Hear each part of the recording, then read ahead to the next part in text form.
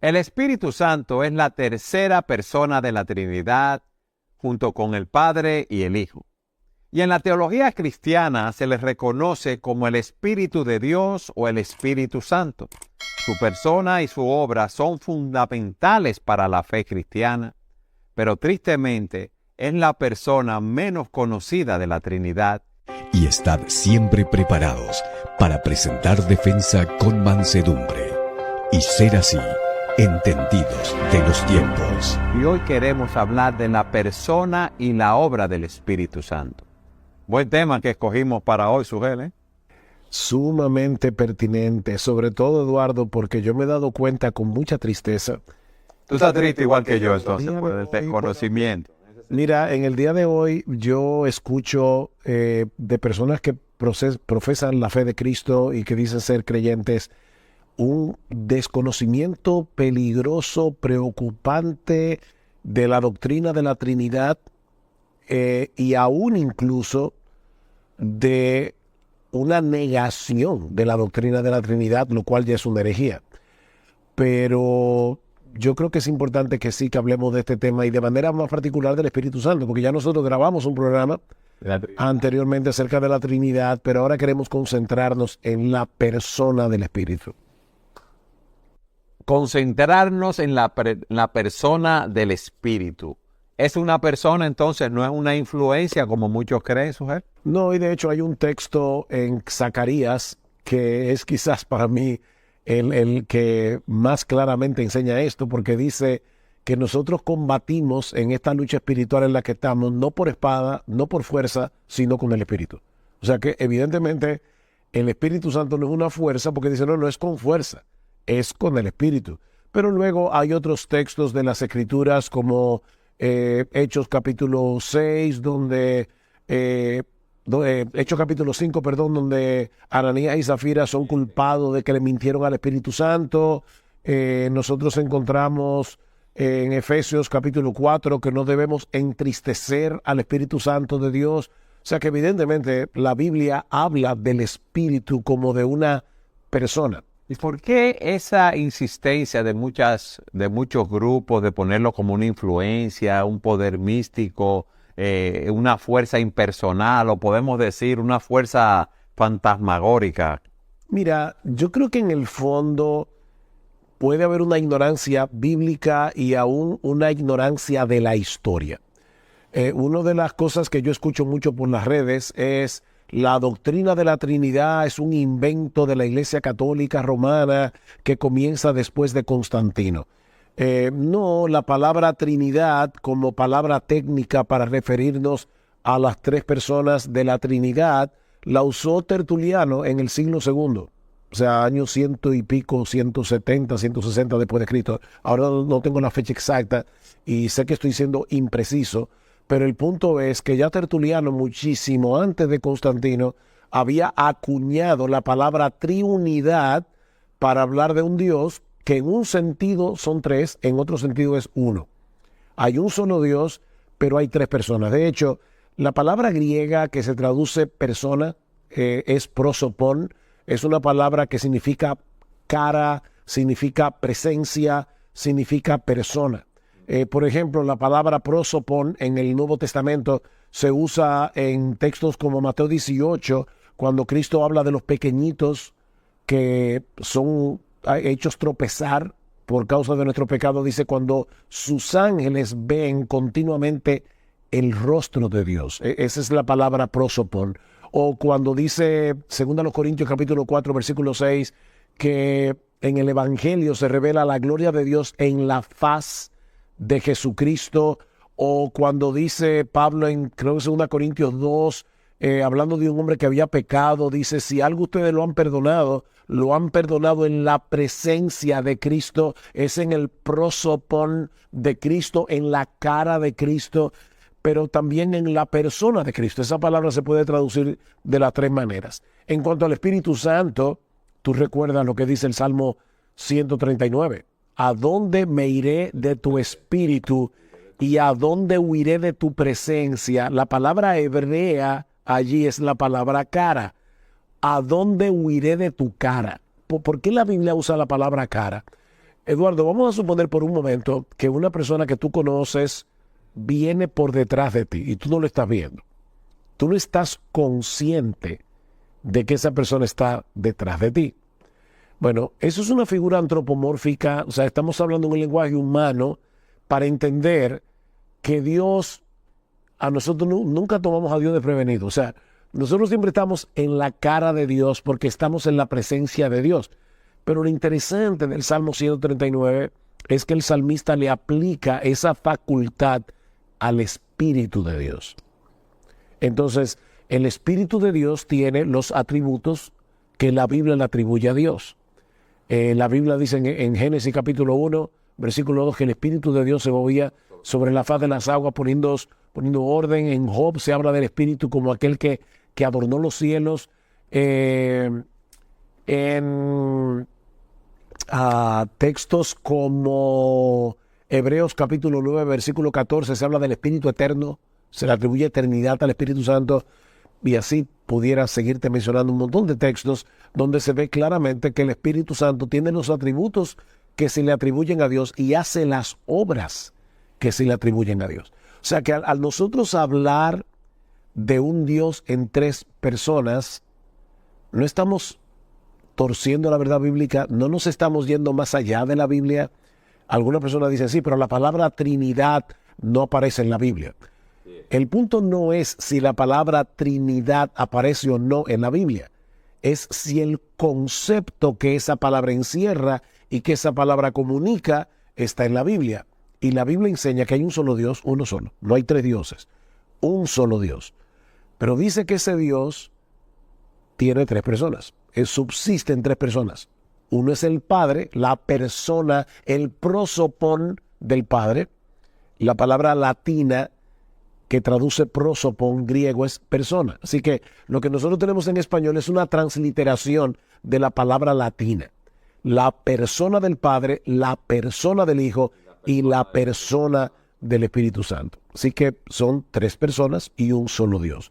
Si no te gusta la palabra Trinidad, bueno, tenemos que inventar otra. Pero la palabra Trinidad encierra un concepto bíblico que es correcto. Es triuno. Nosotros adoramos a un Dios que es triuno, porque es uno en un sentido, en su esencia, es tres en otro sentido, en sus personas.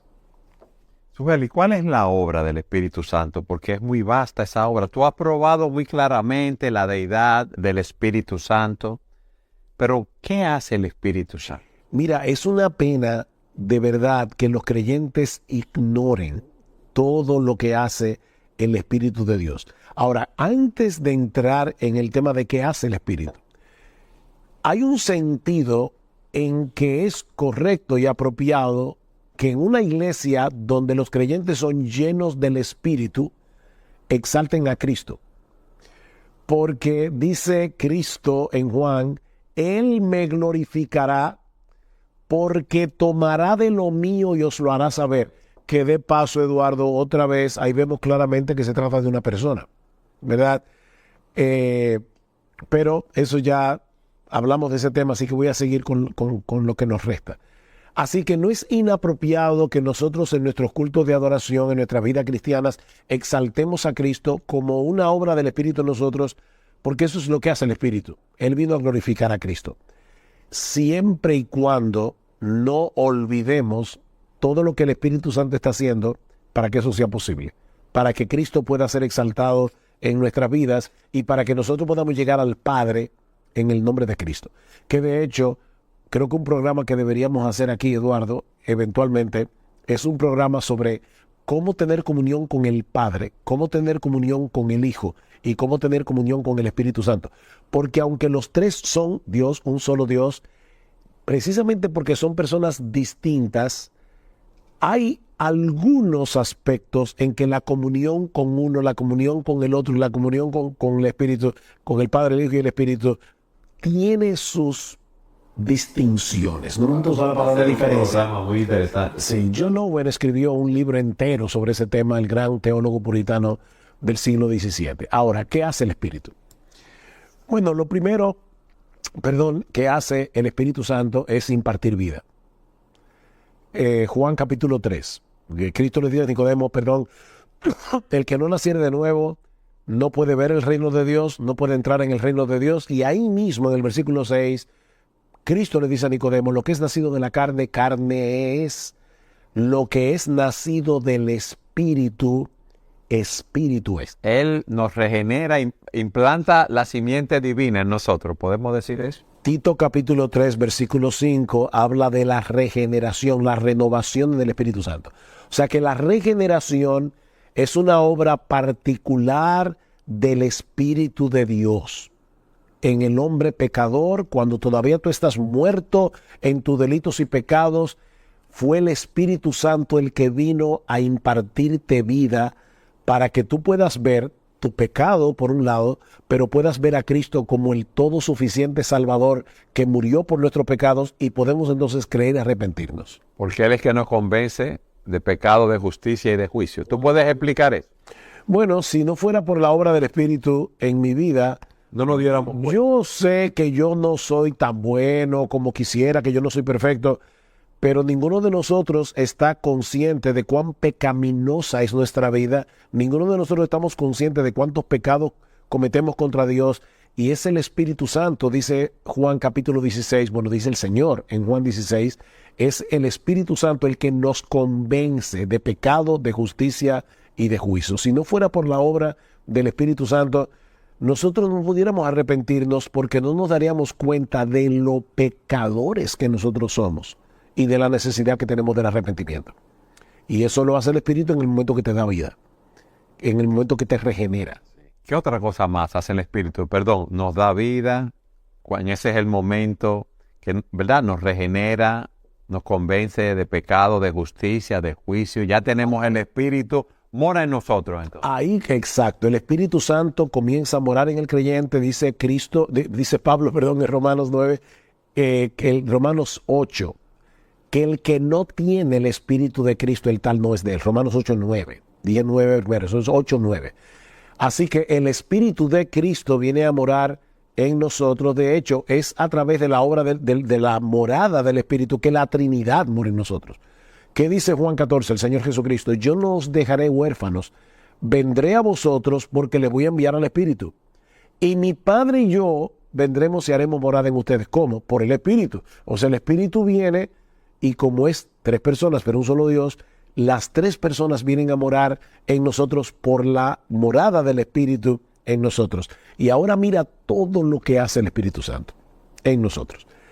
Mira, Eduardo, cada vez que tú experimentas amor por otro creyente, Una obra, es un fruto del Espíritu. gozo, paz, paciencia, tú estás viendo el fruto. Pero ahí que yo decía, por eso decía hace un momento, nosotros tenemos que estar conscientes de que ese fruto lo produce el Espíritu Santo. O sea, que cada vez que tú te preocupas por alguien, yo suelo decirle a las personas a veces en mi oficina, me dicen, mira, yo estoy preocupado por ti, pero déjame decirte algo. Yo no estoy preocupado por ti porque yo soy buena gente, porque yo soy un súper cristiano. Yo estoy preocupado por ti porque Dios te ama. Y Él en su amor ha puesto esa preocupación en mí por ti. Así que no me mires a mí. Mira a Dios que por su amor está obrando en mí. Amor por ti. Ahora, ¿qué persona de las 3 personas de la Trinidad es la que está produciendo ese amor? El fruto del Espíritu es amor, gozo, paz, que por cierto una fuerza no puede producir amor. Una fuerza puede mover una pared, un terremoto viene Bien. y un viento, pero no produce amor, gozo, paz, paciencia, benignidad, bondad, fe, mansedumbre. No, eso solamente lo puede hacer una persona divina en nosotros. Así que imagínate que cada creyente de los que nos están mirando hoy aquí entendiera eso, y cada vez que ellos perciben paz en medio de la aflicción, gozo en el culto de alabanza, de adoración al Señor, porque están estudiando la Biblia y aprendieron algo de las Escrituras y dicen, wow, eso lo produjo el Espíritu Santo, estarían más conscientes de que el Espíritu no es un fantasma, no es alguien lejano. Él está ahí obrando en nosotros. Sujel, y como su nombre lo dice, Espíritu Santo, produciendo santidad. Nosotros tenemos el mayor agente de cambio morando dentro de nosotros, produciendo todo ese fruto en nuestras vidas. Romanos 8:13. Cuando tú eres tentado, ¿por qué tú puedes decirle que no al pecado? Porque tú eres un súper cristiano. Dice, si por el Espíritu hacéis morir, Romanos 8:13, las obras de la carne viviréis.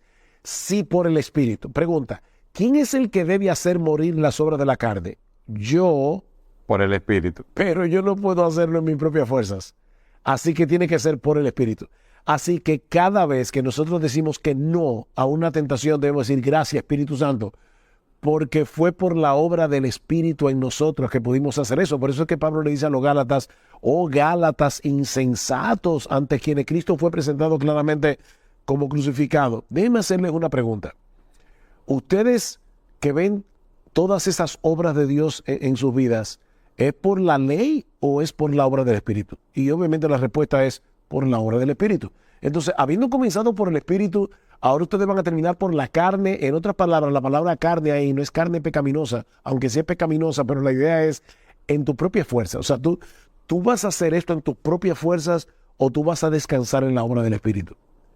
Entonces, es por el Espíritu que nosotros podemos mortificar el pecado. Es por el Espíritu que nosotros podemos obedecer la ley de Dios. Ezequiel capítulo 36, versículo 27. Pondré mi Espíritu en ustedes y haré que andéis en mis estatutos y decretos. Yo no puedo, no solamente la parte negativa, mortificar el pecado, sino obedecer a Dios positivamente, cumplir la ley, si no fuera por la obra del Espíritu, que yo no tengo esa capacidad. De ahí que Jerry Bridges hablaba de una responsabilidad dependiente. Yo soy responsable, pero en dependencia del Espíritu Santo. Por otro lado, Eduardo, ¿quién inspiró las Escrituras? El Espíritu. Del Espíritu Santo.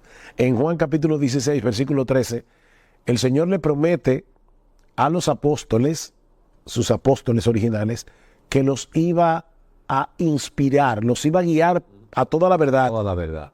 Por el Espíritu. El Espíritu nos guiará a toda verdad. Y por eso ellos pudieron escribir el Nuevo Testamento. Es por eso que Pedro, en 2 de Pedro, capítulo 1, dice que los santos hombres de Dios hablaron siendo inspirados por el Espíritu Santo. Así que cada vez que estamos leyendo la Biblia, deberíamos estar agradecidos del Espíritu Santo, porque eso que está allí escrito, está escrito por inspiración del Espíritu Santo. Pero no solo eso, Eduardo. Nosotros somos iluminados para entender las Escrituras, porque el Espíritu Santo ilumina nuestro entendimiento. Efesios capítulo 1, versículo 16 al 19. Dice que Pablo le ora a Dios que nos envíe un espíritu de entendimiento, de iluminación, para que podamos entender la esperanza a la que Él nos ha llamado, etc. Nosotros podemos entender las Escrituras porque tenemos la iluminación del Espíritu Santo. Así que cada vez que tú escuchas una prédica y tú dices, wow, qué bendición, que lo que el pastor predicó hoy, yo había leído el texto, pero yo no había entendido del todo todas las conexiones que habían en ese pasaje. Bueno, mira, dale gracias al predicador, pero no te olvides que tu mayor gratitud debe ser al Espíritu Santo, que cuando ese pastor, cuando ese predicador estaba en su oficina estudiando las Escrituras y pudo entender ese texto, pudo entender ese pasaje y ver las implicaciones y ver las conexiones con otros pasajes de las Escrituras, eso fue por la iluminación del Espíritu Santo. Bueno, tú has predicado de 2 a los Corintios, capítulo 3, versículo 18, cómo el Espíritu nos transforma. Y a mí me gustaría que tú nos hablaras de eso, porque para mí eso es maravilloso. Bueno, dice Pablo en el versículo anterior que donde está el Espíritu del Señor, allí hay libertad. El Espíritu Santo actúa en una forma sorprendente en la vida del creyente, y es en ese contexto que Pablo dice, por tanto, nosotros todos, o sea, él está comparando lo que pasó en el Antiguo Testamento con Moisés, que vio el rostro de Dios y eso hizo que su rostro brillara, pero dice, ahora nosotros, todos los creyentes, pasamos por esa experiencia de Moisés. ¿Cómo? Bueno, a través de la lectura de las Escrituras. Dice, nosotros todos, mirando a cara descubierta como en un espejo, la gloria del Señor. ¿Cuál es ese espejo? El espejo de las Escrituras. Dice Santiago, capítulo 1, dice, cuando estamos leyendo la Biblia, es como si estuviéramos mirándonos en un espejo y nos vemos tal cual somos. Bueno, cuando miramos la gloria de Cristo en ese espejo de las Escrituras, somos transformados de gloria en gloria en la misma imagen como por el Espíritu del Señor. Así que el Espíritu Santo toma, como Él vino a glorificar a Cristo, el Espíritu Santo toma las Escrituras, ilumina nuestro entendimiento para que nosotros veamos a Cristo maravilloso, para que nosotros veamos su obra extraordinaria. Y a través de la obra de Cristo y de la persona de Cristo maravillosa que vemos en las Escrituras, por la iluminación del Espíritu, somos transformados de gloria en gloria en la misma imagen por esa obra del Espíritu en nosotros usando su palabra. Por eso es que no somos místicos. ¿Qué hace el misticismo? El misticismo quiere saltar la Biblia y llegar directo a Dios sin pasar por su palabra. No. Nosotros no somos místicos. Todo lo que Dios hace en nuestras vidas lo hace a través de esa palabra que el Espíritu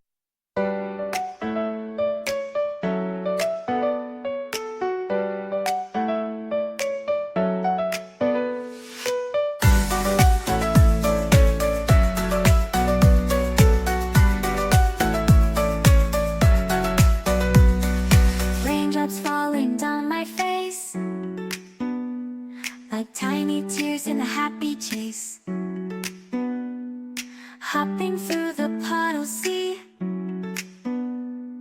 colors dancing wild and free. Skies are gray, but I don't mind. Cool raindrops on my skin I find. Kicking off my Saturday, watch the clouds just drift away.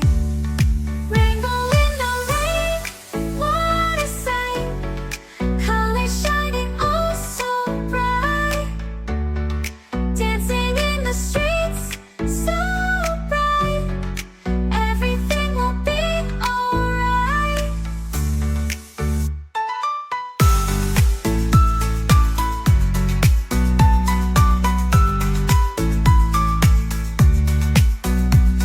Umbrella spinning, twirling round. A colorful halo on the ground. Music playing on the sand. Skipping beats, the heart will sway. Feel the world come out to play. Lightning cracks, but don't you fear. Magic shines when skies are clear. Raindrops whisper secrets true. A hidden beauty shines right through. Rainbow in the rain, what a sight. Colors shining oh so bright. Dancing in the streets, so bright. Everything will be alright. Raindrops falling soft, peeks through. Rainbow magic, me and you. Smiling faces, hearts alight. Everything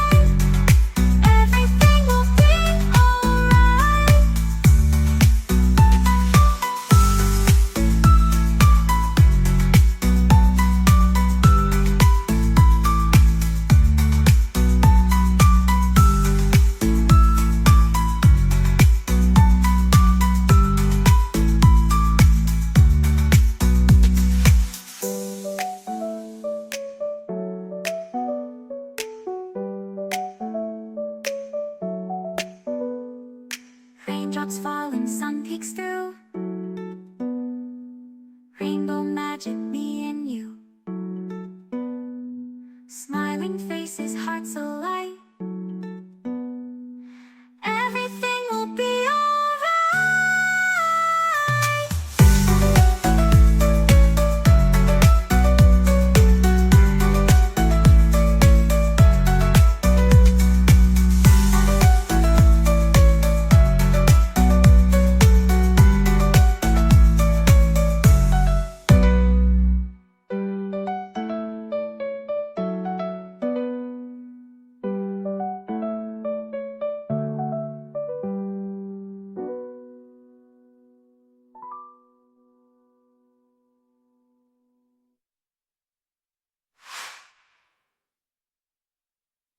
Espíritu Santo inspiró y que ahora nos ilumina para entenderla y ser transformados, viendo la gloria de Cristo.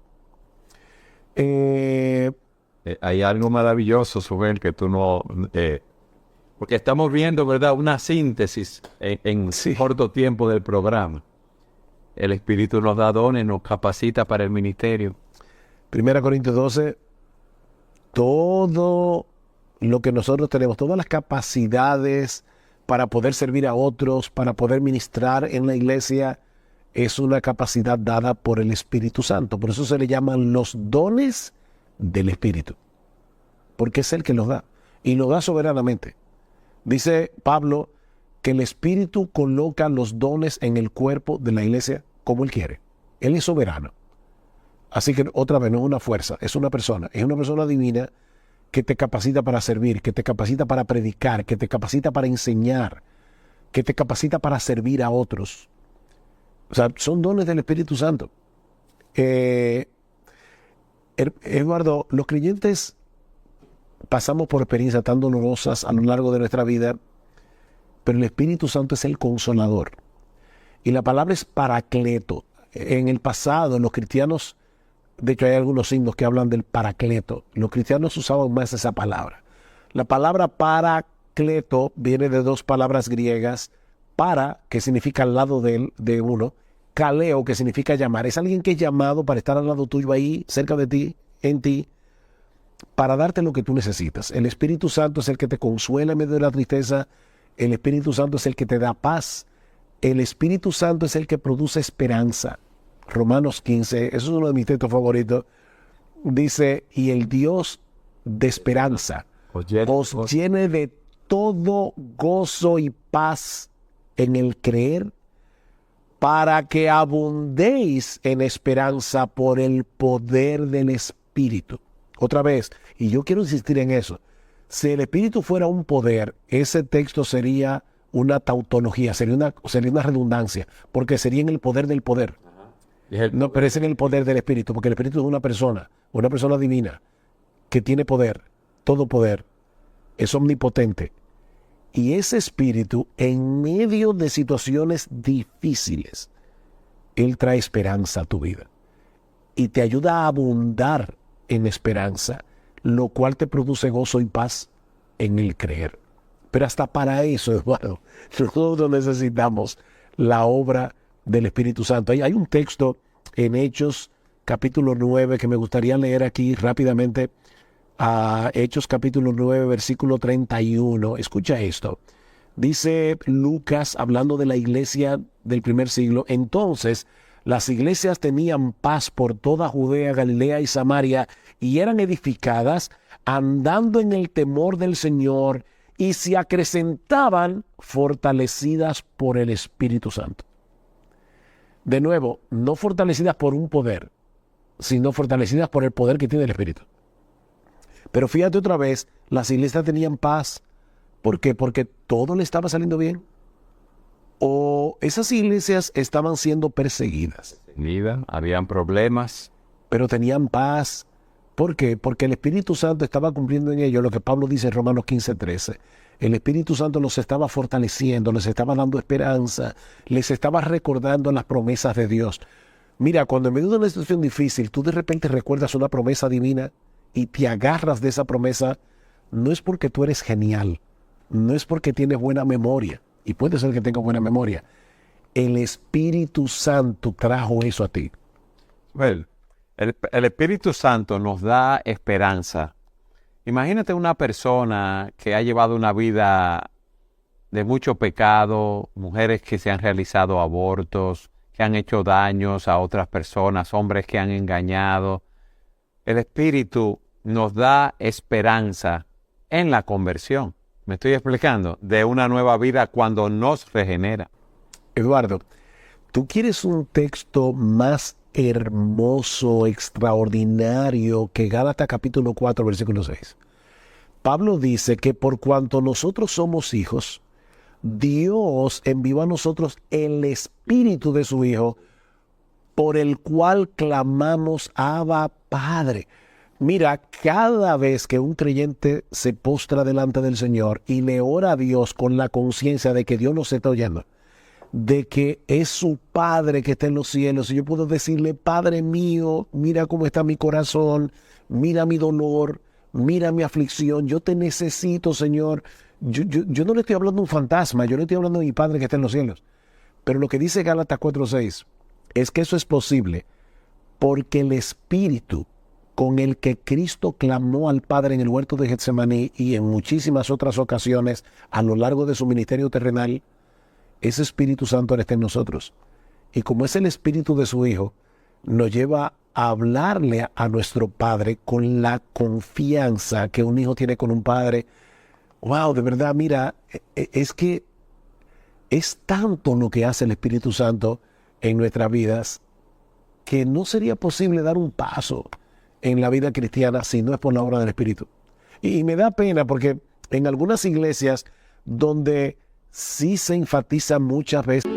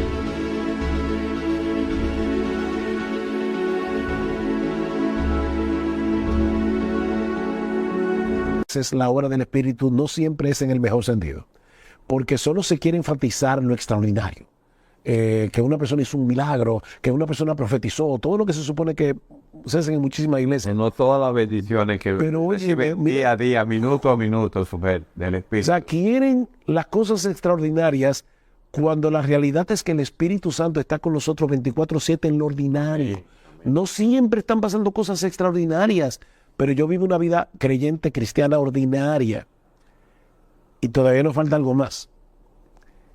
Precisamente porque el Espíritu Santo está en nosotros, en el día final, cuando Cristo regresa en gloria, es ese Espíritu Santo que nos va a resucitar. Amén. O sea, nosotros vamos a resucitar, dice Pablo en Romanos capítulo 8, versículo 11, porque el Espíritu del que resucitó a Cristo de los muertos mora en nosotros, y dice, Él también vivificará nuestros cuerpos mortales. ¿Cuánto le debemos a la obra del Espíritu Santo? Amén. Sugel, nos quedan 2 minutos de programa. ¿Qué tú le dirías a aquellos que no tienen el Espíritu? ¿Me dejas decirle algo primero a los creyentes? Sí. Primero, yo le diría a los creyentes, estudien su Biblia y busquen aún en una concordancia todo lo que dice del Espíritu Santo y conozcan a la persona del Espíritu Santo revelada en la Biblia, no en especulaciones humanas, no en lo que a mí me parece. ¿Qué dice Dios en su palabra, inspirada por el Espíritu, acerca del Espíritu? Aprendan del Espíritu Santo. Y 2, a los creyentes todavía, intencionalmente no olviden las obras del Espíritu. Y ya, mira todo lo que mencionamos hoy aquí. Recuerda, cada vez que algo como esto pase, recuerda que es el Espíritu que está obrando en ti. Ahora, si tú no eres creyente, yo quiero que tú entiendas que tú estás muerto en tus delitos y pecados, dice Pablo en Efesios capítulo 2, versículo 1, por una simple razón. El Espíritu de vida no mora en ti. Y ese Espíritu de vida solamente va a morar en ti si tú vienes a Cristo en arrepentimiento y fe. Amén. El Espíritu da vida cuando regenera. Pero en ese momento, el Espíritu Santo te lleva a confiar en Cristo y el Espíritu une tu vida a Cristo por la fe. Y entonces tú estás verdaderamente vivo. Entonces tú estás físicamente vivo, pero no espiritualmente vivo. Arrepiéntete de tu pecado, cree en el Señor Jesucristo y serás salvo. Y el Espíritu de Dios vendrá a morar en tu vida y hacer por ti todo esto que hemos mencionado en este programa. Sugel, gracias por habernos dado esa síntesis gloriosa de la persona y la obra del Espíritu Santo. Amén. Gloria al Señor. Y a ustedes, gracias por habernos acompañado en su programa Entendiendo los Tiempos.